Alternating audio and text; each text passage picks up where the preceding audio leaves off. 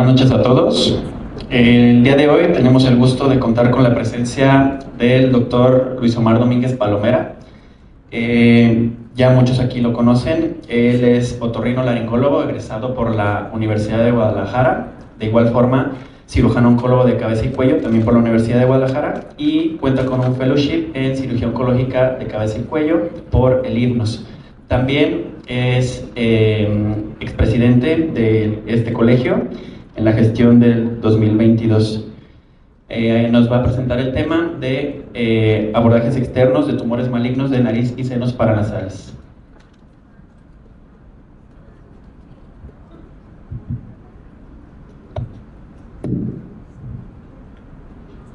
Buenas noches. Hola, buenas noches. En primer lugar, gracias al comité organizador por haberme invitado.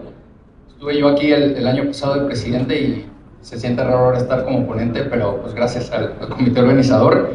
Y también gracias al doctor Alberto porque inicialmente este tema iba a ser de cáncer de tiroides y hablé yo con el doctor Alberto y le dije que si podíamos cambiarlo porque si bien el cáncer de tiroides me encanta, toda la cirugía de cabeza y cuello me encanta, la verdad es de que la cirugía que más me gusta es esta. O sea, cuando a mí me preguntan qué es lo que más me gusta operar de cáncer de cabeza y cuello, esto, ¿no? Los tumores malignos de nariz y senos paranasales, específicamente los abordajes externos, es lo que más me gusta de toda el área de cirugía oncológica de cabeza y cuello. Y había tenido yo el gusto de dar esta plática en un par de ocasiones, pero a cirujanos oncólogos, no a otorrinos. Y entonces tuve que modificarla por completo porque cuando la estaba haciendo dije, bueno, el cirujano oncólogo tú le hablas de abordajes externos y no te va a decir nada, pero al otorrino tú le hablas de abordajes externos y el otorrino luego va a decir, pero ¿por qué un abordaje externo si le podemos hacer un abordaje endoscópico? ¿No? Los cirujanos oncólogos pues no tienen este adiestramiento en endoscopía como los otorrinos, y entonces claro que es algo totalmente válido, ¿no? Para el otorrino decir, bueno, ¿por qué tengo que abrirle la cara al paciente y quitarle la mitad de la cara si le podemos hacer una resección endoscópica del tumor, ¿no? Entonces la realidad es que tuve que modificar la presentación para acaparar un poco del por qué seguimos haciendo abordajes externos a pesar de los avances en la cirugía endoscópica. Y pues bueno, hablaremos un poco de los tumores, de la tapificación, de cómo abordarlos, un poco de imagen, y luego nos meteremos de lleno a los abordajes externos como tal, ¿no? Entonces, estos son los temas que vamos a tratar: la introducción, la evaluación, la tapificación, evidentemente endoscópico contraabierto, vamos a ver los pros, los contras, y sobre todo las contraindicaciones actuales para un abordaje endoscópico, ¿no? Es decir, al día de hoy, ¿qué tumores no son candidatos a cirugía endoscópica por más que la cirugía endoscópica haya evolucionado muchísimo? Y bueno, el abordaje diagnóstico, que tiene que ser importante también en estos tumores, decidir si es que los puedes operar o no los puedes operar, creo que es el primer paso, porque, y ustedes lo saben, la anatomía es sumamente compleja y tumores muy pequeños, que pueden parecer muy pequeños por lo que midan, pues a lo mejor ya no son quirúrgicos por el sitio donde se presentan, ¿no? Es decir, 1 milímetro puede hacer la diferencia entre, no sé, una invasión a fosa palatina o a espacio masticador y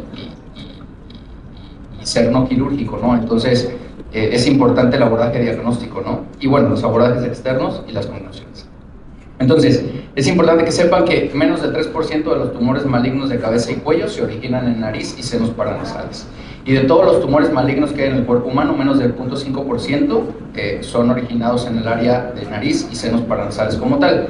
Esto constituye en Estados Unidos, según la última cifra, aproximadamente del 0.5 a 1 por cada 100.000 habitantes. Ahora, los tumores de nariz y senos paranasales, y lo vamos a ver en el TNM, la JCC así los clasifica, se clasifican los del seno maxilar por un lado y los de nariz y etmoides por otro lado, y los de frontal y esfenoides ni los clasifican. O sea, no hay un TNM para frontal y esfenoides porque son muy raros, pero al final de cuentas esos son los sitios donde se pueden presentar, ¿no? O sea, tú puedes tener un tumor en la cavidad nasal como tal, con sus subsitios, ¿no? En el seno maxilar, en el seno etmoidal, y afortunadamente el menos del 3% pues esfenoidal y frontal. Y digo afortunadamente porque solo por el sitio donde está el seno frontal y donde está el seno esfenoidal, pues tumores muy pequeños probablemente tengan invasiones muy agresivas, si lo quieren ver así, que contraindique la cirugía, ¿no? Por ejemplo, en el seno frontal, pues luego está la tabla interna del frontal y el lóbulo frontal, ¿no? Entonces una invasión muy amplia al lóbulo frontal pues te contraponen la cirugía en la mayoría de los casos, ¿no? E igual en el seno esfenoidal hacia el clivus, por ejemplo, o hacia el quiasma óptico, o hacia la carótida, entonces también se ven contraindicaciones para las secciones quirúrgicas de estos tumores, ¿no? Pero como les digo, afortunadamente son el menos del 3% los esfenoidales y los frontales. Ahora, si se fijan en esta gráfica, que esta gráfica la encuentran en el Yad Isha, en la última edición, la verdad es que está bastante actualizada si leen la literatura moderna, casi todos, el morado, dice overlapping sites, o sea, casi todos los tumores de nariz, senos paranasales, no están o en la nariz, o en el etmoides, o en el maxilar, casi todos están en más de uno, ¿no? Es decir, ya son maxilares y etmoidales, o maxilares y de cavidad nasal, o maxilares y yo qué sé, o sea, casi todos se presentan así. Pero después de estos, que son los que son como que más de un sitio como tal, pues sí, definitivamente la cavidad nasal, si se fijan, y luego la maxila, luego el etmoides, y luego aquí en chiquito el frontal y el esfenoidal, ¿no? Ahora, 80% son de origen epitelial, ¿sí? El resto son de glándulas salivales menores, cartílago, hueso y tejidos blandos, ¿no? Algunos ejemplos son, por ejemplo, el osteosarcoma, el condrosarcoma, el ratomiosarcoma, digo, hay más raros, ¿no? Como hemangiospericitomas que también se presentan en cavidad nasal y en senos paranasales, pero 80% son de origen epitelial, lo cual cuadra mucho con los carcinomas de la vía aerodigestiva superior, ¿no? Casi todos los carcinomas de la vía aerodigestiva superior pues son de origen epitelial. Ustedes saben, el carcinoma más común de la vía aerodigestiva superior es el carcinoma de células escamosas o el carcinoma epidermoide, que tiene un origen epitelial, ¿no? Ahora, la vital diferencia con esto es la cantidad de pacientes que tienen tumores epidermoides en los senos paranasales. Es decir, lo vamos a ver ahorita, la proporción es muy baja si uno lo compara con otros sitios de cabeza y cuello, ¿no? Ahora, ¿cuáles otros tenemos aquí? Que es el más grande, es el carcinoma de células escamosas, pero si se fijan, pues hay adenocarcinomas, mucoepidermoides, adenoideos quísticos, esthesioneuroblastoma, melanoma de la mucosa, SNUC, que son carcinomas indiferenciados de senos paranasales, todos ellos presentes, ¿no? en esta región anatómica. Ahora, el tabaco es el principal factor de riesgo para tener un cáncer de nariz y de senos paranasales. Ahora, el papiloma nasal invertido puede tener una tasa de conversión de hasta el 10% en carcinoma epidermoide, por eso es importante diagnosticarlo y tratarlo de forma eficaz desde un inicio, ¿no? Aquellos pacientes que tienen contacto con acerrín, ¿no? Por profesión, carpinteros y demás, también tienen muchísimo factor de riesgo para específicamente un tipo de tumor en nariz. El níquel también, todos aquellos del oficio de peletería, las pieles, también tienen mucho factor de riesgo para tumores malignos de nariz y senos paranasales. Y también en este sitio se ha visto asociación con el virus del papiloma humano, ¿no? Más o menos 25% de los carcinomas epidermoides no queratinizados de senos paranasales pueden estar asociados a infección por VPH, también a subtipos 16 y 18 como en orofaringe y demás, ¿no? Rara vez producen síntomas en etapas tempranas, lo cual es bien importante porque entonces rara vez los diagnosticamos en etapas tempranas y rara vez les podemos ofrecer tratamientos unimodales, ¿no? Es decir, es raro el paciente que llegue y nosotros le podemos decir, pues tiene un tumor de 1 centímetro en la parte anterior del septum, le podemos hacer una resección endoscópica, ¿no? O lo podemos mandar a radioterapia. Es bien raro que suceda esto. La verdad es que la mayoría de los pacientes, como vamos a ver más adelante, se presentan en etapas clínicas tardías, avanzadas, y por eso la complejidad del tratamiento, ¿no? Usualmente obstrucción nasal y epistaxis, son los síntomas principales, y como les digo, pues esto lleva un retraso en el diagnóstico en la mayoría de los casos. Ahora, en etapas tardías va a haber un montón de cosas más que son como usualmente los pacientes se presentan, ¿no? Es decir, van a tener anestesia de la zona del malar, del labio superior por invasión del quinto nervio craneal, diplopia, proptosis, afección de nervios craneales, trismos o anosmia, ¿no? Entonces, casi siempre, como les digo, etapas avanzadas. Ahora, son de difícil manejo debido a la complejidad anatómica y a la gran variedad de histologías. En el CIR, por ejemplo, de 1973 al 2006 se analizaron 6.379 casos, y si se fijan, de 6.379 casos, que son un montón, nada más 52% son carcinomas epidermoides. Y entonces eso es lo que los vuelve complejos, porque la realidad es de que lo que más sabemos tratar en el área de cabeza y cuello son los carcinomas epidermoides. Si ustedes leen, por ejemplo, cáncer de cavidad oral con sus 7 subsitios, más del 90% de los tumores malignos de cavidad oral son carcinomas epidermoides. Si ustedes ven orofaringe con sus 4 subsitios, más del 90% de los tumores malignos de orofaringe son epidermoides. Si ustedes ven laringe, más del 90% de los tumores malignos de laringe son epidermoides. Pero si ustedes ven nariz y senos paranasales, nada más 50% son epidermoides. 50% es bien poquito. Y entonces la otra mitad, el otro 50%, está dividido entre todos estos, ¿no? Melanomas, adenoideos quísticos, adenocarcinomas, esthesioneuroblastoma, mucoepidermoides, melanomas, SNUCs y demás, ¿no? Entonces, esto es lo que lo vuelve muy complejo, porque a final de cuentas, todo lo que sabemos, o no todo lo que sabemos, pero de lo que más sabemos es del epidermoide. Y en este sitio no hay mucho epidermoide. Sí, 50% tal vez puede parecer mucho, la mitad, pero no es tanto si lo comparan con los otros sitios. No, acuérdense, 90% de los otros sitios y solo 50% aquí. Entonces la realidad es que es poco y eso lo vuelve difícil, ¿no? Ahora, en una época de cirugía mínimamente invasiva, ¿por qué realizar abordajes abiertos, ¿no? Es decir, este video se los quiero poner precisamente para eso, porque entonces vivimos en una etapa en la cual la tecnología en cuanto a endoscopía ha avanzado muchísimo, ¿no?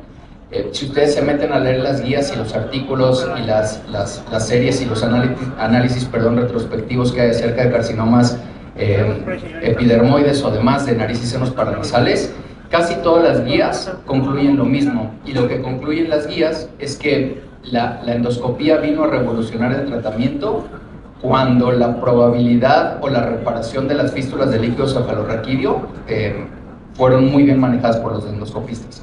Es decir, lo que limitaba mucho al cirujano endoscopista, y yo no soy cirujano endoscopista la verdad, pero creo que lo que limitaba mucho al cirujano endoscopista es que tal vez podía quitar todo el tumor, pero si iba a dejar un boquetón en la base anterior del cráneo, ¿no? Iba a tener una fístula de líquido cefalorraquídeo tremendo el paciente, pues no lo hacía, se limitaba y decía, no, esto no se puede, ¿no? Les estoy hablando de 1990, cuando la cirugía endoscópica como que empieza, ¿no?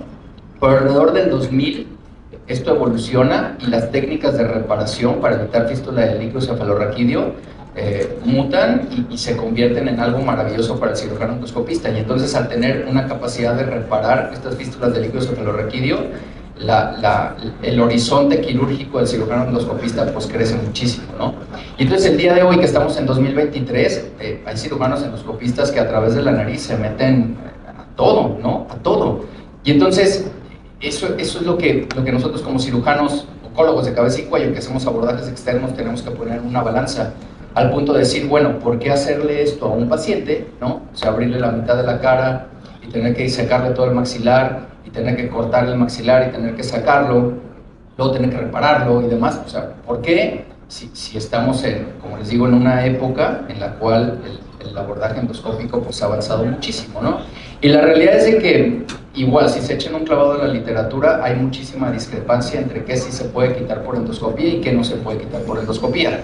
Y no hay un sustento basado en evidencias como tal de cuándo sí y cuándo no. Y la mayoría de los artículos, incluso al 2023, que hay artículos publicados este año, dicen, pues sí, endoscopía es muy buena, pero pues todo depende del cirujano. Si el cirujano puede, pues adelante; si no puede, pues tal vez no tanto. Si hay mucha experiencia en el centro, pues háganlo; si no hay experiencia, no lo hagan. Valoren ciertas cosas, pero pues ahí ustedes decidan. Y la verdad es que cuando todos los artículos dicen esto, porque la verdad todos lo repiten, pues es eso, no hay un consenso como tal, no hay algo que diga así tajantemente, esto se puede y esto no se puede, no lo hay. Entonces, a pesar de que estamos en el 2023, claro que hay cabida todavía para esto, ¿no? O sea, claro que hay pacientes que esto es lo que les tenemos que hacer. Ahora, evidentemente, para no hacerles esto, pues tenemos que detectarlos en etapas tempranas. Y ahí es donde viene el meollo del asunto, ¿no? Porque como ya vimos, casi ninguno lo detectamos en etapas tempranas, esa es la realidad. Entonces nos llegan así, y cuando nos llegan así, pues ni modo, les tenemos que hacer esto, ¿no?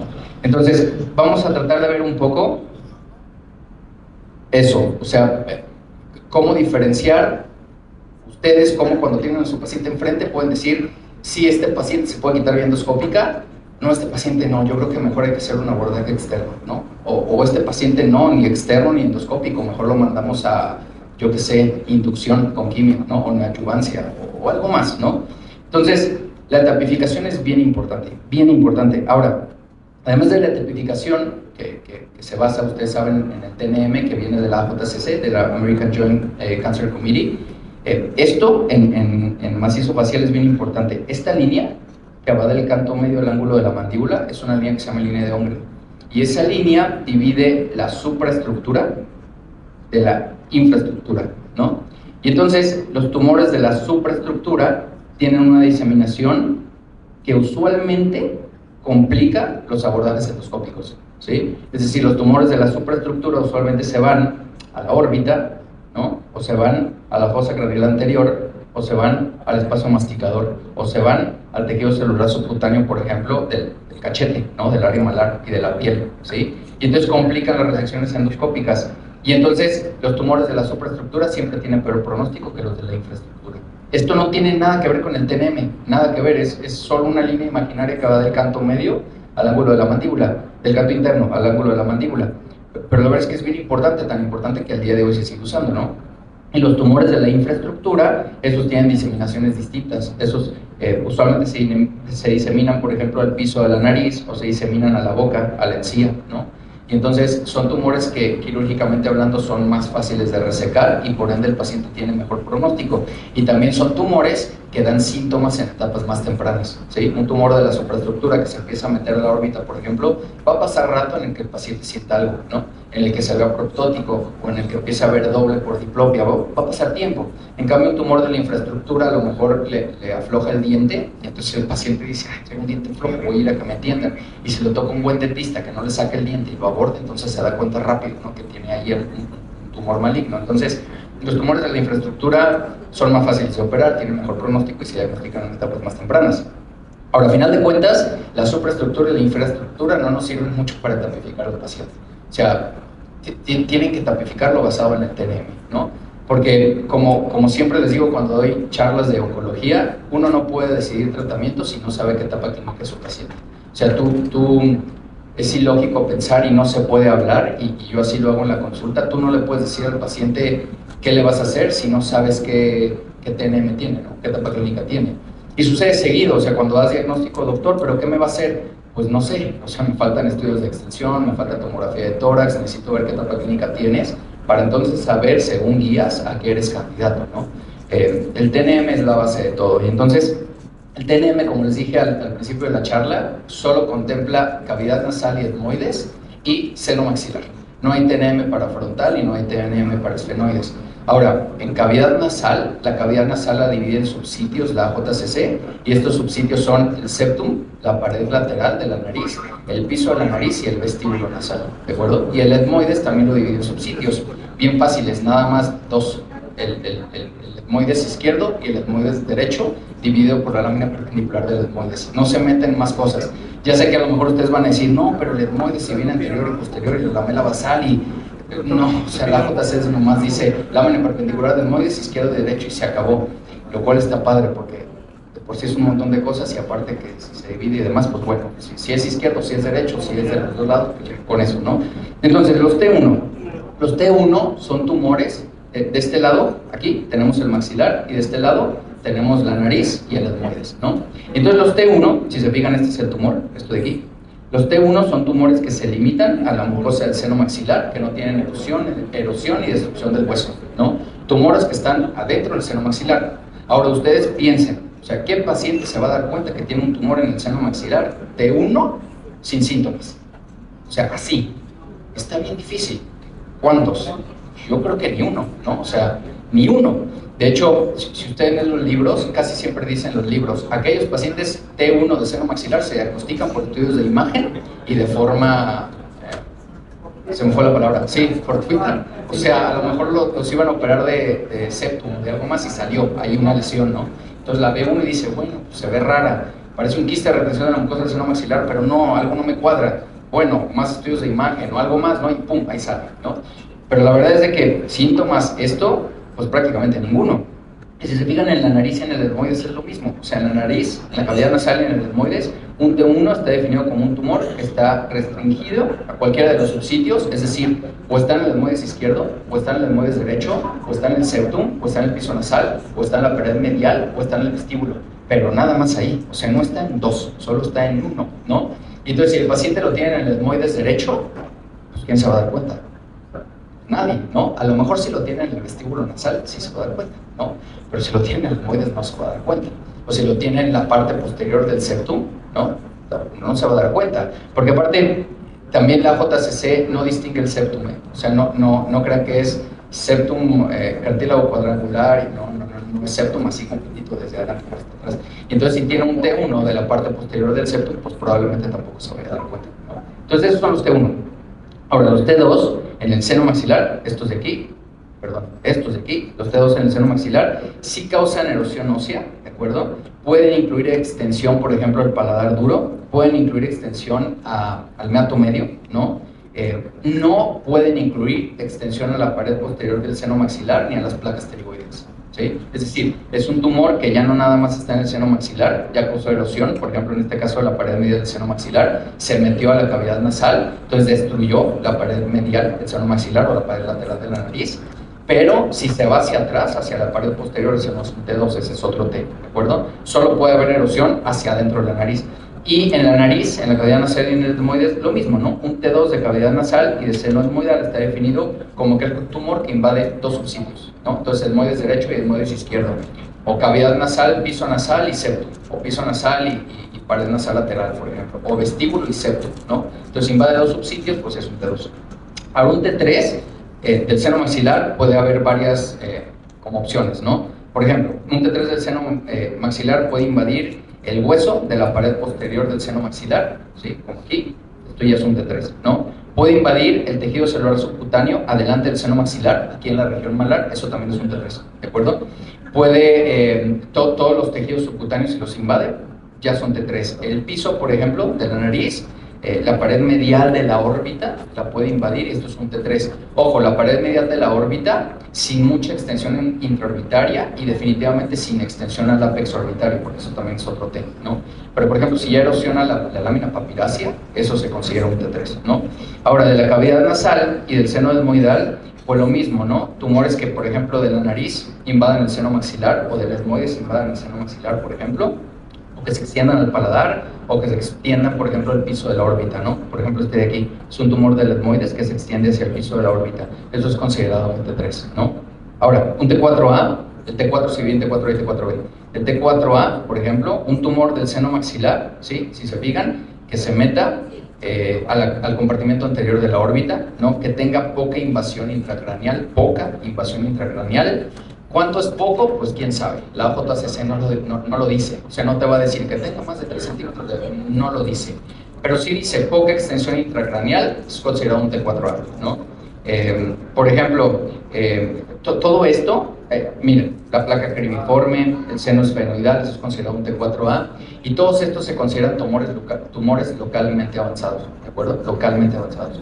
Ahora, los T4A de nariz, ¿sí? Y de etmoides, lo mismo, ¿no? Invasión al seno frontal, invasión hacia el seno esfenoidal, invasión hacia el seno maxilar, invasión hacia los huesos propios de la nariz, o sea, hacia los tejidos blandos, ¿no? Por fuera de los senos paranasales como tal. Y los T4B que son considerados irresecables, es decir, tumores localmente avanzados no candidatos a cirugía, ni endoscópica ni abierta, ¿no? Es decir, no candidatos a cirugía. T4B del maxilar, por ejemplo, que tengan invasión al ápex orbitario, ahí, ese es el ápex orbitario, o que tengan mucha invasión a la fosa craneal anterior, o que tengan invasión importante a la fosa pterigopalatina y al espacio masticador, también son considerados irresecables. Y lo mismo en nariz y cavidad nasal y en etmoides, ¿no? O sea, aquellos que se vayan al clivus, por ejemplo, aquellos que se vayan a la fosa craneal anterior, aquellos que invadan mucho la órbita, que invadan el ápex orbitario, T4B, no candidatos a cirugía. Ahora, 53% de los pacientes se diagnostican en etapas avanzadas. 53% de los pacientes, ¿sí? Si se fijan en esta gráfica, aquí arriba viene el N y el M. N positivo en el 9%, es decir, 9% de los pacientes diagnosticados ya tienen metástasis al cuello al momento del diagnóstico, y M 2%, 2% de los pacientes ya tienen metástasis a distancia al momento del diagnóstico. Pero 53% de los pacientes se diagnostican en etapas avanzadas. Siempre las etapas avanzadas son T3, T4, adelante, y las etapas tempranas son T1 y T2. Entonces, 53% de los pacientes se diagnostican en etapas avanzadas. Entonces, volvemos a lo mismo, ¿hasta qué punto es válida la cirugía endoscópica, ¿no? Por ejemplo, este es un artículo que se publicó en el 2019 en el Laryngoscope, habla de tumores malignos sinonasales y cómo les va a los pacientes cuando son tratados con endoscopía. Ahora, es un metaanálisis, 226 pacientes, no hay diferencia en la sobrevida entre T1 y T2, no hay diferencia en la sobrevida. Pues sí, o sea, si tú tienes un T1 o un T2, ¿por qué le vas a abrir la mitad de la cara? ¿No? A lo mejor somételo a cirugía endoscópica. Totalmente de acuerdo. ¿No hay sobrevida? Pues no, es sobrevida, pero evidentemente la cirugía endoscópica es mucho mejor por lo mutilante de la cirugía, ¿no? Entonces, comparan salud endoscópico contra abierto, una sobrevida global del 87 contra el 76%, ¿sí? Una sobrevida específica en la enfermedad de 94 contra el 87% y un control loco regional de 89 contra el 77%. Es decir, si se fijan, todo apunta que es mejor la cirugía endoscópica. Pues sí, en T1 y en T2, ¿no? Ahora, lo que sí concluye este estudio, que es del 2019 y los del 2022 lo dicen y el del 2023 lo dice, es que lo más importante en la cirugía es el margen libre, el margen negativo, es lo más importante de todo. De hecho, digo, esto está muy estudiado en senos paranasales y en cavidad nasal, pero la realidad es de que los que hacen oncología no me dejarán mentir, uno de los factores adversos más importantes al momento de hacer cirugía es el margen positivo. De hecho, si tú en la cirugía lo dejas con margen positivo, lo vuelves inmediatamente candidato a quimio, ¿no? O sea, un paciente que a lo mejor no requería quimio, si tú le das un margen positivo cercano, va a requerir quimio, nada más por el margen positivo. Hablamos de laringe y de cavidad oral y de orofaringe y demás, ¿no? En nariz y senos paranasales así sucede. Ahora, el conflicto con nariz y senos paranasales es que cómo le das el margen a un paciente que tiene un tumor así de grande como un T3, ¿no? O un T4. O sea, está bien difícil darle un margen positivo a eso, perdón, un margen negativo a eso. En la lengua, pues sí le quitas un cacho de lengua y si queda cercano, pues le quitas otro cacho de lengua y no pasa nada. Pero aquí, ¿cómo le haces? O sea, está complicado. Entonces, la NCCN, que es donde salen todas las guías de tratamiento, la NCCN en este capítulo en específico de nariz y senos paranasales dice que un margen ideal libre es de 1 a 1.5 centímetros. 1.5 centímetros. Y entonces, piénsenlo así, si ustedes tienen un paciente T1 con un tumor que está en el septum, así, ustedes le ponen el rinooscopio, lo abren y tienen un tumor en el septum, en el cartílago cuadrangular, le tienen que quitar el septum, o sea, lo tienen que perforar para dejarle un margen de 1.5 centímetros, ¿sí? De hecho, aunque lo hagan endoscópico, lo tendrían que perforar para dejarle un margen libre, ¿de acuerdo? Eso lo dice la NCCN, basado en la JCC y basado en todos los estudios que hay al momento. Por eso, en el mundo, por ejemplo, los T1 de septum anterior no los operan, los radian, porque les va igual de bien y no les perforan el septum, ¿no? Pero lo que sí no se vale es quitárselo endoscópico y decir, ah, se lo dejé bien bonito, hasta la mucosa le quité, no, está positivo el margen. Y ese es el peor efecto adverso en un paciente que tiene un carcinoma de nariz y senos paranasales. 0.5 a 1 centímetro se considera libre, ¿sí? Menos de 5 milímetros cercano y menos de 1 milímetro positivo, ¿sí? Entonces, cuando el patólogo les dice margen a 1 milímetro, eso está positivo, lo tienes que ampliar, ¿no? O le tienes que hacer algo más. Ahora, por ejemplo, son los márgenes en el carcinoma escamoso sinonasal, ¿sí? ¿Cómo les fue a los pacientes? También del laringoscope y también del 2019, un análisis retrospectivo, pacientes dentro de la NCDB, que es la National Cancer Database de Estados Unidos. Estos sí son T1 y T4, todos carcinomas epidermoides del 2004 al 2014. Son 2.968 casos endoscópicos y abiertos. 27.2 márgenes positivos. Sobre todo aquellos con estadios avanzados, aquellos que están en seno etmoidal y aquellos que tienen peor diferenciación, ¿no? Son un montón, o sea, 27.2% cuando tú te dediques a operar pacientes con cáncer y tú ves tu base de datos y que luego cheques cómo le va a tus pacientes y abras todo lo que operaste en un año y digas, dejé a 27.2% con márgenes positivos. Es así como que, no, o sea, dedícate a otra cosa, o sea, es un montón, 27.2% es un montón. Evidentemente están asociados a peor sobrevida global y a necesidad de adyuvancia. Si los dejas positivos, pues les tienes que dar quimioradio, no puedes dejarlos así nada más, ¿no?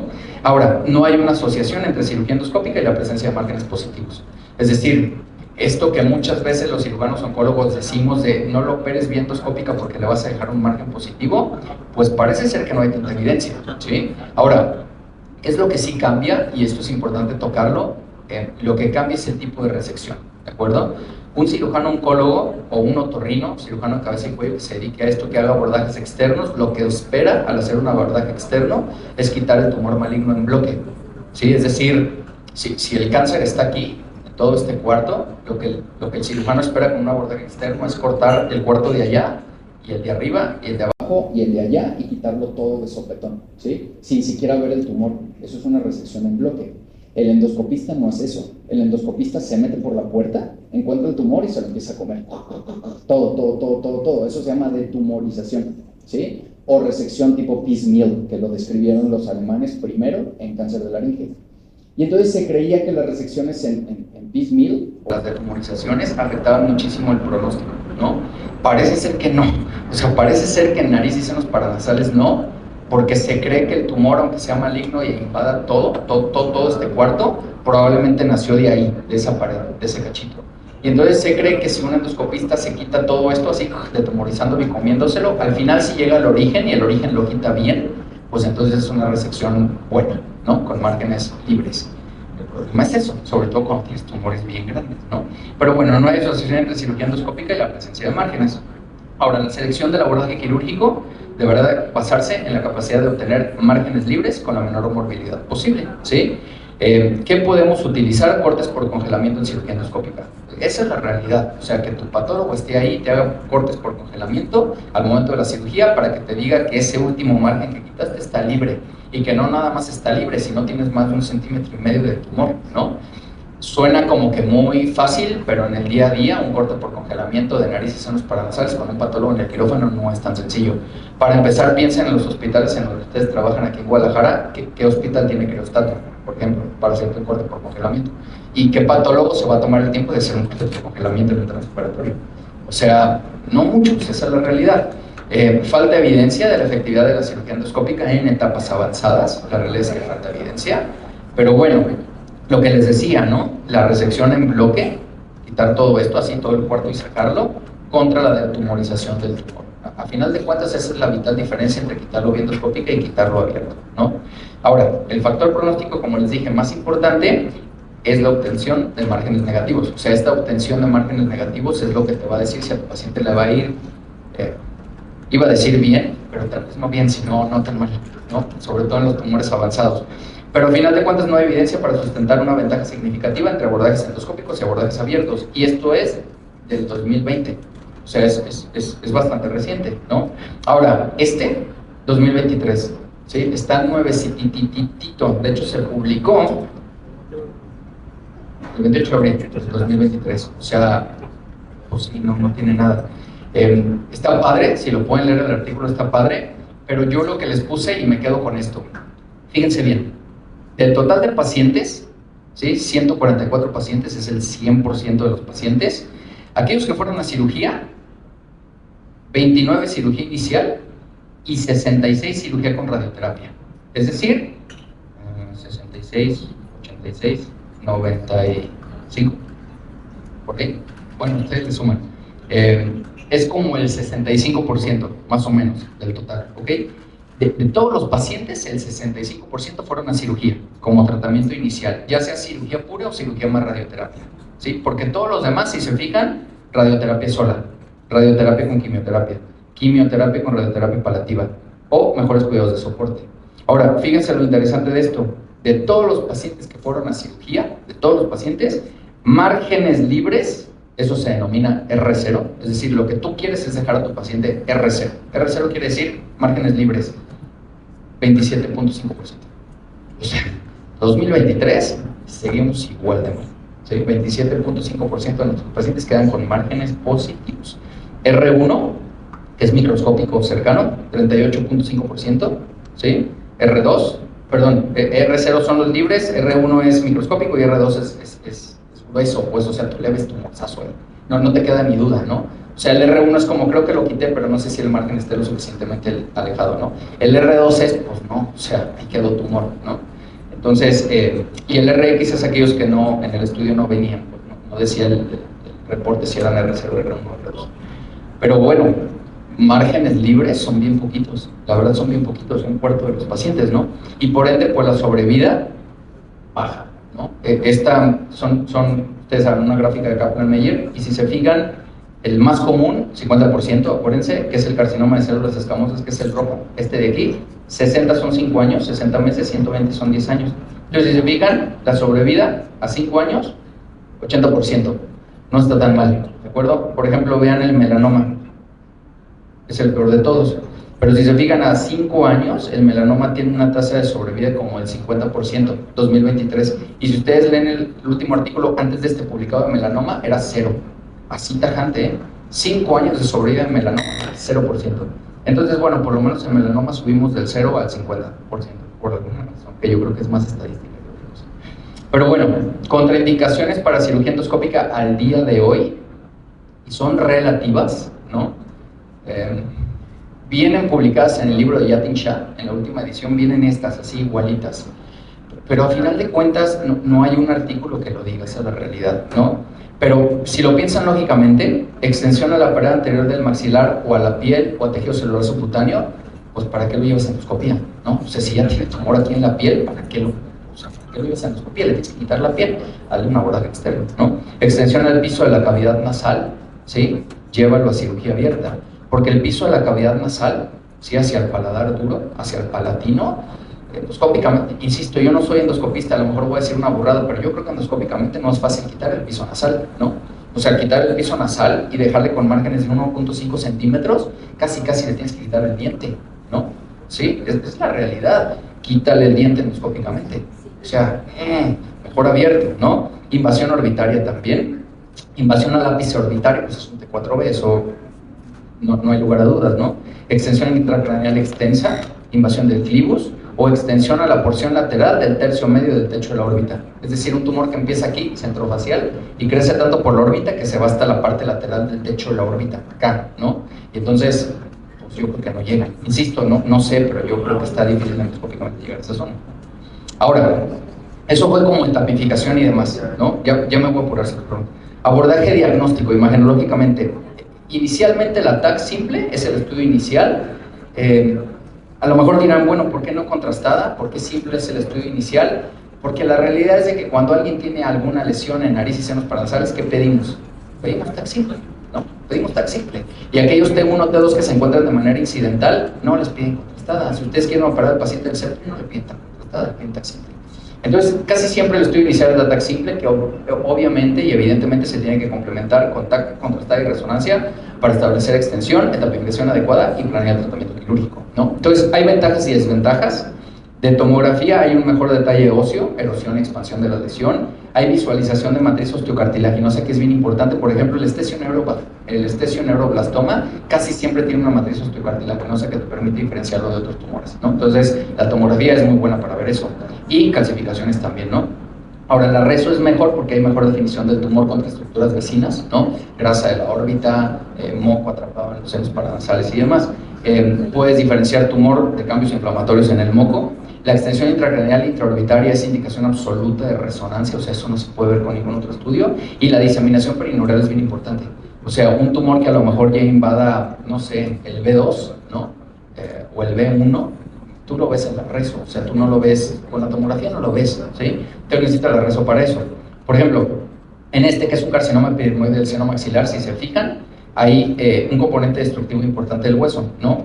Este componente destructivo del hueso, poco definido, es típico de epidermoides, de estesioneuroblastomas, de SNUCs, carcinomas sinonasales indiferenciados, de adenocarcinomas, de linfomas y de tumores metastásicos, o sea, hace de todo, ¿no? Cuando el paciente tiene erosión, o sea, así, casi siempre piensen en cosas malas antes de en cosas buenas, ¿no? Ahora, si se fijan, este tumor no tiene destrucción ósea, tiene más bien como expansión ósea, ¿no? Se fijan en el seno maxilar izquierdo. Ahora, los cambios de remodelación en el hueso casi siempre sugieren patología benigna, ¿no? Papilomas invertidos, schwannomas, selenomas pleomorfos, nasoangiofibromas, pero en ocasiones la patología maligna se presenta así. Por ejemplo, este paciente tiene un linfoma no Hodgkin de células B grande y difuso. Entonces, no porque vean esto y digan, está expansivo, no tiene erosión ósea, seguro es un... Pues no, o sea, también puede ser algo malo. Por eso las biopsias son importantes, ¿no? Y, por ejemplo, un estesioneuroblastoma, lo que les comentaba, calcificación intratumoral típica del estesioneuroblastoma, que luego se ve también en la resonancia magnética, ¿no? Si se fijan, eso que se ve ahí muy intenso son esas calcificaciones internas en el tumor. Y, bueno, la extensión tumoral, que es difícil de identificar en la tomografía, es muy fácil de identificar en la resonancia, ¿no? Por ejemplo, el moco contra el tumor como tal, ¿no? Entonces, por eso la resonancia es muy útil. Ahora, los SNUCs, los carcinomas sinonasales indiferenciados, casi nunca se operan, casi siempre se tratan con quimio inicialmente, porque aparte de que les va bien con quimio, Es bien raro encontrarlos en etapas tempranas. Los SNPs casi siempre los encuentran así, con extensiones intracraneales muy importantes y demás. Entonces, por ejemplo, este paciente tenía una extensión intraorbitaria bilateral e intracraneal importante, ¿no? Esta es una T1 contrastada. Ahora, si se fijan, en esta, ¿no? Es importante analizar la resonancia magnética antes y después del contraste, porque el contraste hace que la grasa orbitaria se vea isodensa y se funda con el tumor. Si se fijan, este tumor de etmoides, aquí está, aquí, ¿sí? Y luego esto de aquí, que se ve del mismo color, es la grasa orbitaria. Y entonces no saben qué tanto se mete el tumor ahí, porque se funde mucho, ¿sí? Entonces siempre hay que analizarlas con contraste y sin contraste. Si se fijan, entonces ya sin el contraste, pues se ve más claro que es tumor y que es grasa orbitaria, ¿no? No se funde tanto. Entonces, hay que estudiar bien los estudios de imagen, valga la redundancia, para analizar bien al paciente, ¿no? Ahora, biopsia, indispensable, indispensable. Todos los casos antes de entrar a cirugía, no. O sea, yo creo que no puedes planear una cirugía si no sabes a qué te vas a enfrentar. Esa es la realidad. O sea, eso de lo voy a operar para ver qué tiene, no sé, bueno, no quiero ser como muy tajante y decir que no, porque no hay nada absoluto, pero guía que lean de cáncer de nariz y senos paranasales les va a decir biopsia antes. Esa es la realidad, ¿no? Excepto, evidentemente, aquellos casos en los que el diagnóstico pues, se obtenga de manera irrefutable por tomografía, ¿no? Un nasoangiofibroma, o por ejemplo un naso que está bien vascularizado, pues no lo vas a biopsiar, ¿no? Eso es indudable, ¿no? O tumores que se originan del sistema nervioso central y caen, que tú no sabes si nacieron en nariz y se subieron, o nacieron en cerebro y bajaron, entonces cuidado de biopsiarlo, ¿no? Pero bueno, si el tumor es accesible por la nariz, biopsia tipo punch. Siempre hay que tratar de tomar biopsias a través de orificios naturales y evitar biopsias a través de zonas de abordajes quirúrgicos. Los abordajes, o sea, las biopsias se consideran contaminadas. Y entonces si tú biopsias a un paciente a través de un abordaje quirúrgico, ya no puedes usar ese abordaje quirúrgico porque ya está contaminado, lo tienes que quitar. Entonces imagínense, cuando hacen un capue look, lo tienen que hacer, o sea, por arriba donde se une la mucosa a la encía para poder suturar, ¿no? Pero si por ahí le tomaron la biopsia y fue positivo, eso está positivo, entonces tienen que quitarle todo ese cacho de mucosa, y entonces ¿cómo lo van a suturar otra vez? Si es complejo, entonces hay que evitar biopsias a través de zonas de abordaje quirúrgico. Y si el abordaje es difícil, la verdad consideren biopsias guiadas por tomografía. O sea, hay radiólogos intervencionistas muy buenos aquí que te pueden biopsiar un chorro de cosas a través de tomografía. Una vez que ya cuenten con reporte histopatológico y estudios del paciente, pues etapificarlo para poder tratar, ¿no? Todos los tumores T1 a T4A son candidatos a tratamiento quirúrgico de manera inicial con o sin adjuvancia. Aquellos no quirúrgicos T4B se van a QTRT o QT definitiva, casi siempre IMRT, que es radioterapia con intensidad modulada, o protones, que aquí no hay protones, ojalá pronto haya, pero pues bueno, IMRT.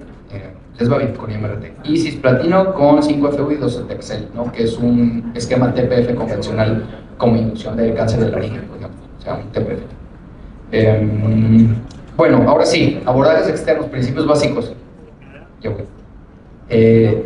Principios básicos, tumores de la infraestructura pueden ser abordados a través de la boca, ¿de acuerdo? Encía superior, paladar duro, piso de maxilar, un deglobing, por ejemplo. Tumores grandes del aspecto anteroinferior de la nariz o del piso maxilar pueden ser abordados también a través de la boca, sin necesidad de hacer incisiones en la cara, ¿no? Ahora, la incisión clásica para cualquier tipo de tumor se llama, bueno, actualmente es Weber-Ferguson modificada, pero inicialmente se llamaba Weber-Ferguson-Dieffenbach. O sea, la incisión clásica se llama así, Weber-Ferguson-Dieffenbach. Tenía excelente exposición para tumores del maxilar, pero la cicatriz es estéticamente inaceptable, hay distorsión del contorno facial y de la expresión con este paciente. Puede haber ectropión y puede haber alteración del vestíbulo nasal. Si se fijan, antes era a la mitad por la nariz y totalmente por un lado de la nariz, ¿no? Ahora ya no lo hacemos así. Ahora la Weber-Ferguson modificada usa las subunidades nasales, que a lo mejor los que se dedican a cirugía estética saben más de las subunidades nasales que yo, pero ya no hacemos las incisiones aquí, a un lado, no sé, aquí, a un lado de la nariz, ya no las hacemos ahí porque no se ven bien. Utilizamos las subunidades, que son, por ejemplo, estas, ¿no? Con extensión de Lynch, o con extensión subsidiar, o con extensión infraorbitaria, por ejemplo, y estéticamente al paciente le va mejor, ¿no? Por ejemplo, ese paciente. Si se fijan, la incisión convencional hubiera sido como aquí, más, no, como aquí, más o menos. Ya no es ahí, ya te vas más hacia la nariz como tal, ¿no? Que es la Weber-Ferguson modificada, que está basada en las subunidades nasales y que permite también extenderla dependiendo del tamaño del tumor, ¿no? Como por ejemplo extenderla hacia acá, hacia el área del cigoto. ¿no? Si es que el tumor está muy grande. Bueno, rinotomía lateral es el primer abordaje externo del que vamos a hablar. No mucho, porque casi no se usa, pero hay que saberlo. La rinotomía lateral es nada más ahí, la nariz, a un lado. ¿Para qué? Para tumores del septo nasal no candidatos a cirugía endoscópica. ¿Cuáles? Pues casi ninguno. Casi todos son candidatos a cirugía endoscópica, por eso casi no se usan. Y tumores de la pared nasal lateral. Se puede extender hacia una Weber-Ferguson, por ejemplo, Lynch, subciliar o infraorbitaria, si es que no te alcanza el momento de la cirugía. Pero la realidad es que casi no se usan, ¿no? Ahora, ese es el abordaje de elección para maxilectomías mediales externas, ¿sí? Como de papilomas invertidos, de tumores malignos de bajo grado, adenocarcinomas, que todos ellos son fácilmente tratables vía endoscópica. Esa es la realidad. Entonces, la rinotomía lateral es cada vez menos utilizada. Ahora, la maxilectomía transoral parcial, cuando hablamos de maxilectomías parciales o subtotales, son, o sea, es quitar pedazos del seno maxilar, del hueso maxilar, conservando siempre el piso de la órbita. Si tú quitas el piso de la órbita, se vuelve una maxilectomía total, inmediatamente. Entonces, estas maxilectomías parciales se pueden abordar vía transoral, ¿no? Para tumores de la infraestructura, del piso del maxilar, de la encía superior y del paladar duro, ¿no? Como por ejemplo en estas imágenes de aquí. Por ejemplo, una paciente con un carcinoma epidermoide de la encía superior que se aborda transoral, ¿no? Después de que le hacen la resección a los pacientes, incluso se pueden poner implantes para que después les puedan poner dientes, ¿no? Es decir, son abordajes que estéticamente se ven muy bien. Por ejemplo, esta es una paciente mía con un carcinoma epidermoide de la encía inferior justo en el tercio medio, pues, en la mitad, y se le hace un abordaje transoral y se le pone un obturador, que hay que trabajar de la mano con un protecista que te deje un buen obturador, y a los pacientes les va bien, ¿no? Ahora, los de globing, ¿sí? Que es esto de desguantar la cara, pues son sobre todo para tumores de la infraestructura o centrofaciales, tumores muy posteriores del piso nasal, del paladar duro con extensión al paladar blando, y lo que tiene de bueno es que evita incisiones en la cara porque utiliza incisiones intranasales que ustedes conocen bien, ¿no? Les voy a presentar un caso clínico rápido de un paciente mío, un masculino de 35 años cocinero, que empieza con un tumor de la cavidad oral del orofaringe grande, ulcerado, 4 centímetros de diámetro, depende del paladar blando y se extiende al tercio posterior del paladar duro, el cuello normal, sin trismos y el resto sin alteraciones. Si se fijan en la tomografía, aquí está el tumor, totalmente pues central, no me voy a entretener mucho en eso, casi todo del tercio posterior, ¿se fijan? Pero grande, ¿no? Y entonces abordarlo a través de la boca nada más iba a ser difícil. ¿Por qué? Porque iba a ser difícil darle este margen superior, ¿de acuerdo? Si tú lo quieres quitar por la boca nada más, ibas a tener que hacer un corte pues a ciegas en la parte alta, ¿no? Entonces, esta es la resonancia, aquí se ve el tumor. No puedo adelantar. Lo biopsié en mi consulta, un carcinoma adenoideo quístico variante cribiforme, de las 3 variantes que hay, esta es una de ellas, y su tomografía de tórax. Normal, lo cual también es importante, ¿no? O sea, ver que no esté metastásico al pulmón, porque si está metastásico al pulmón, pues que tanto vale la pena hacerle algo allá arriba, ¿no? Pues normal. Yo lo tipifiqué como un carcinoma adenoideo quístico cribiforme orofaringe, subsitio paladar blando, etapa clínica 3 por T3 N0 M0. Evidentemente se tiene que hacer una planeación prequirúrgica.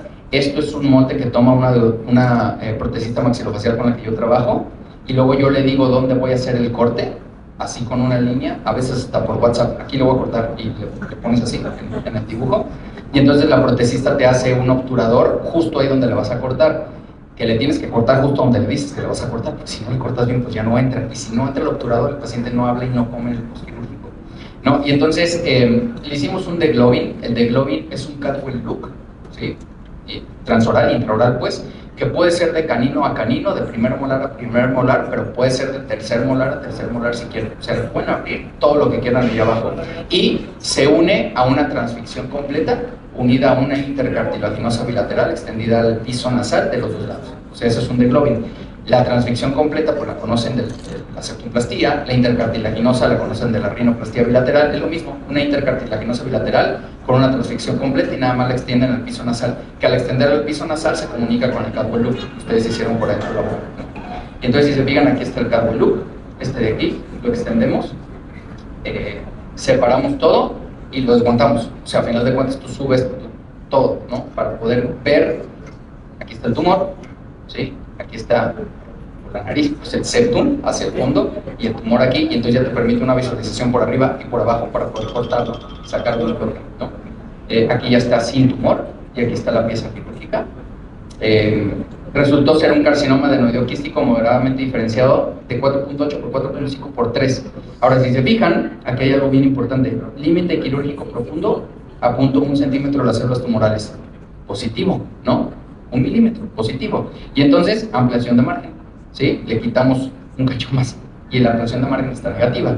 Entonces tienes que estar seguro de eso, pues de dejar a tu paciente con márgenes libres al momento de la cirugía. Al ser un adenoideo quístico no hay cabida para quimio, pero sí para radio. Entonces se va a IMRT en 64 grays en 32 fracciones, que la recibe del 26 de noviembre del 20 a enero del 21, y el paciente está libre de enfermedad a día de hoy. Así se ve sin obturador, ¿sí? De este lado, esa es la endoscopía. Y la verdad es que quiero que vean la endoscopía porque lo más importante, no tiene, si se fijan en la foto, no tiene paladar blando. De hecho, aquí se le alcanzan a ver. Me voy a esperar porque no sé si le raye, si se detenga el video. Pero si se fijan en la endoscopía, eso es el obturador. Entonces el obturador llega hasta atrás y le deja un agujerito bien chiquito para que respire por la nariz, pero no tan grande para que pueda comer, ¿no? Y no tenga reflujo alimentario. Entonces, su protecista tiene que ser bien buena, porque si está muy largo no respire, si está muy corto no come, y entonces no es el chiste, ¿no? Si se fijan aquí no tiene nada de paladar blando, o sea, aquí se ve la cola, eso de aquí es la cola del cornete inferior derecho y la cola del cornete inferior izquierdo, y esto de aquí, si lo ven, es el torus tubario, de ahí, de un lado, o sea, la tropa está aquí de un lado y del otro, entonces tienen que estar muy bien adaptados al obturador, si no, no les va bien al paciente y lo batallan mucho, ¿no? Y este es un PETA de 2 años que está por libre de enfermedad. Entonces, Weber-Ferguson como tal, como ya les dije, es el abordaje de elección para maxilectomías subtotales y totales, que se puede extender ya hacia Lynch, infraciliar, infraorbitaria o más allá, dependiendo del tumor. Indicada para tumores de la infraestructura, la subtotal, donde se preserva el piso de la órbita, como ya les había dicho. Por ejemplo, este caso, ¿no? Si se fijan, el piso de la órbita está respetado, o sea, solo quitamos del piso para abajo.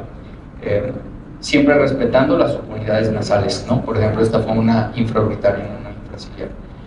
Y la maxilectomía total, que sí que está indicada en tumores de la infra y la supraestructura, donde tienes que resecar el piso de la órbita y por ende tienes que reparar el piso de la órbita de alguna forma, ¿no? Estas son las osteotomías que tenemos que hacer al momento de quitar la maxila, ¿sí? Es decir, se hace una osteotomía aquí, en el diente, si lo quieren ver así, bueno, es en el palatino, que se extiende por el piso de la nariz, luego se hace una en el zigoma, luego se hace una en el piso de la órbita y se unen todas en bloque para poder quitar la maxila, ¿no? Este paciente, por ejemplo, de 24 años, con proptosis, aumento de volumen de región malar de 1 año de evolución, le tomamos una biopsia que reportó condrosarcoma.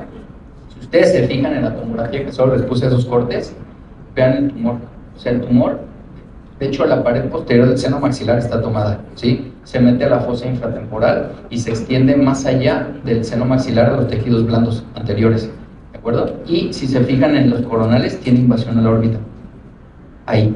Entonces, un paciente de 24 años con condrosarcoma, está difícil que le hagas algo endoscópico, ¿no? Este fue un T4AN0M0, le propusimos una maxilectomía total, lo mismo, ¿no? O sea, con una Weber-Ferguson modificada.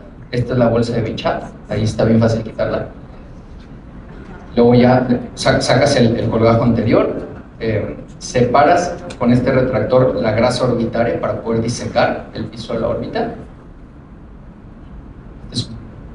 Sí, en este video, si se fijan lo que estamos haciendo, lo que está justo abajo del dedo es el piso de la órbita. No sé si lo alcanzan a ver, es el rim. Y entonces hay que separar. Pues tiene tumor hacia la órbita, entonces lo mejor es hacer una disección, una digitodisección, pues, o sea, no meter instrumento para tocar tumor y tratar de bajarlo, ¿no? Y preservar el ojo del paciente. Creo que es la parte más difícil, porque tienes que ser cuidadoso para no tronar el tumor, cuidadoso para quitarle todo, pero también cuidadoso para no lastimar el ojo si es que estás planeando dejar el ojo, ¿no? Si lastimas ahí los músculos, además, pues al paciente no le va bien. Y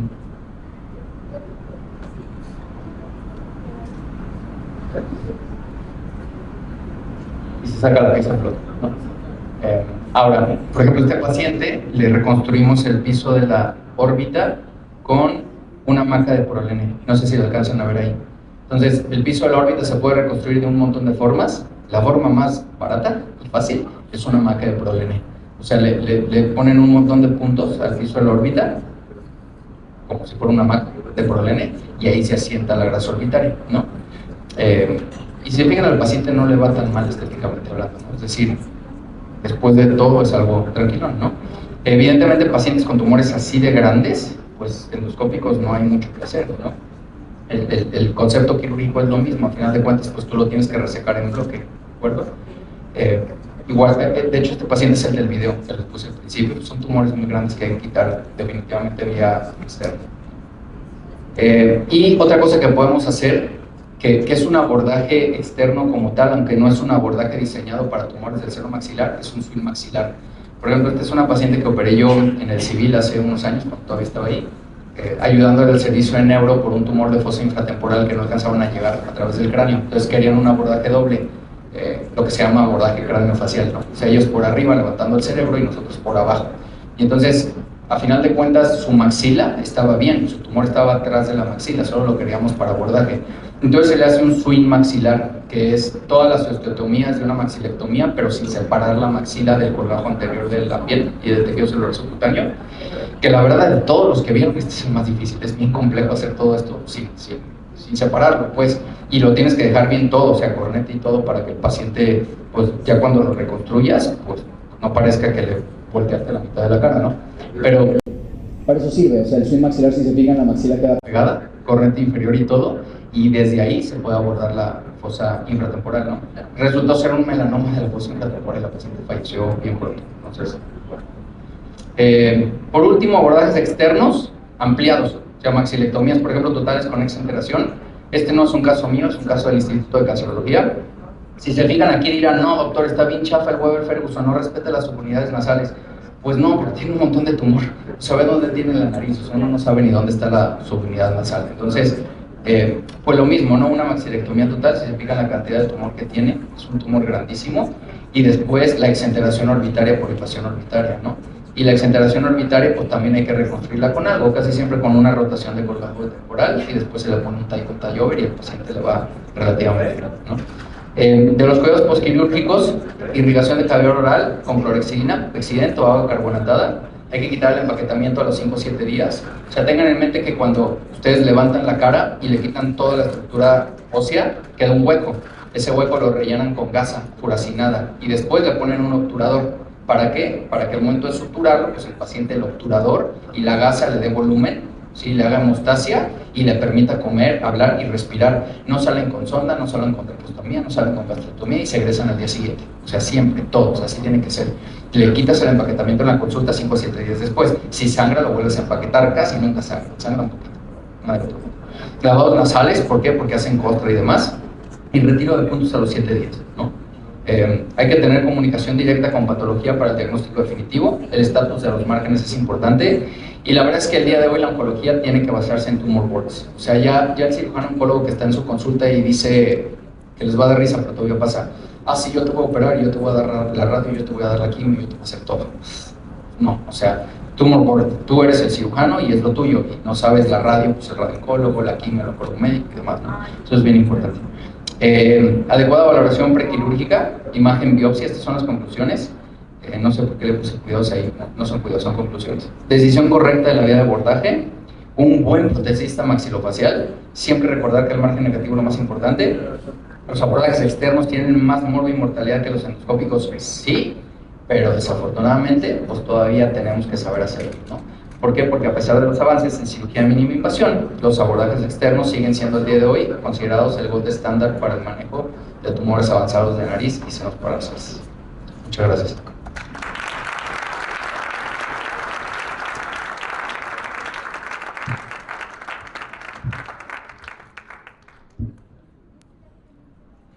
Bueno, muchas gracias al doctor Luis Omar Domínguez Palomera.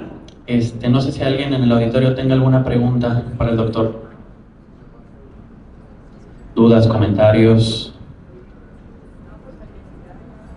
¿Todo quedó clarísimo?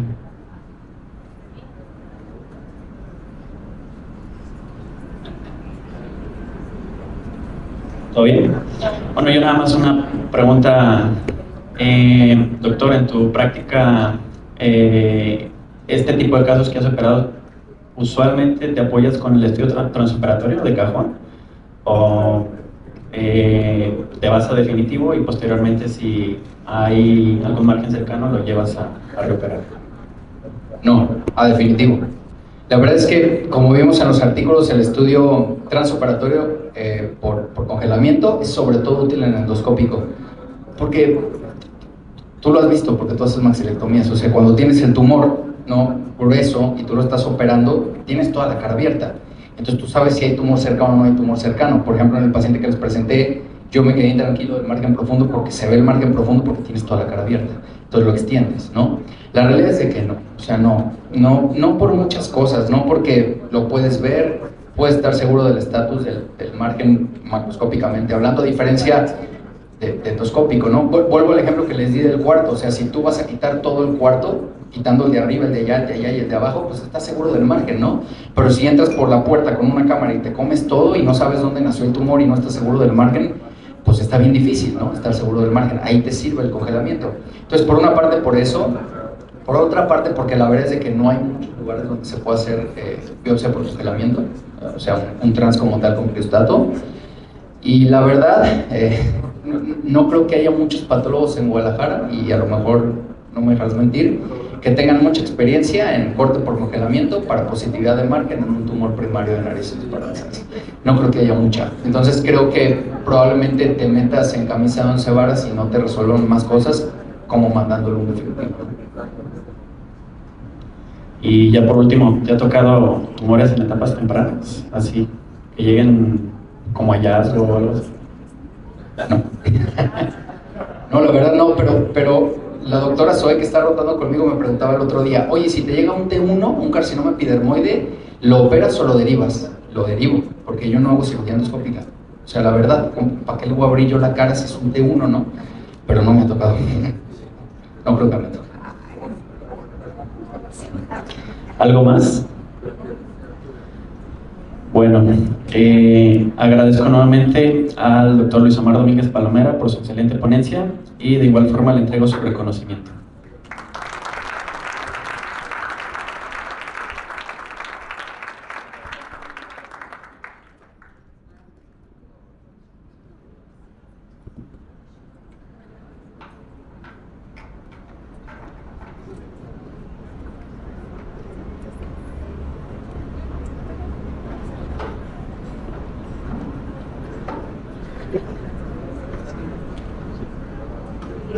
Muchas gracias, doctor Fernando Adame, por coordinar esta charla y al doctor Omar Domínguez por esta excelente ponencia.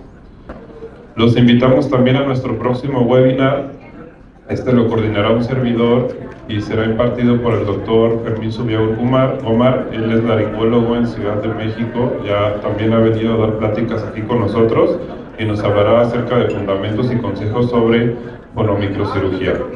Y de nuevo, invitarles a nuestro Congreso Internacional que se llevará a cabo pues ya prácticamente en un par de semanas. Este será del 1 al 3 de junio.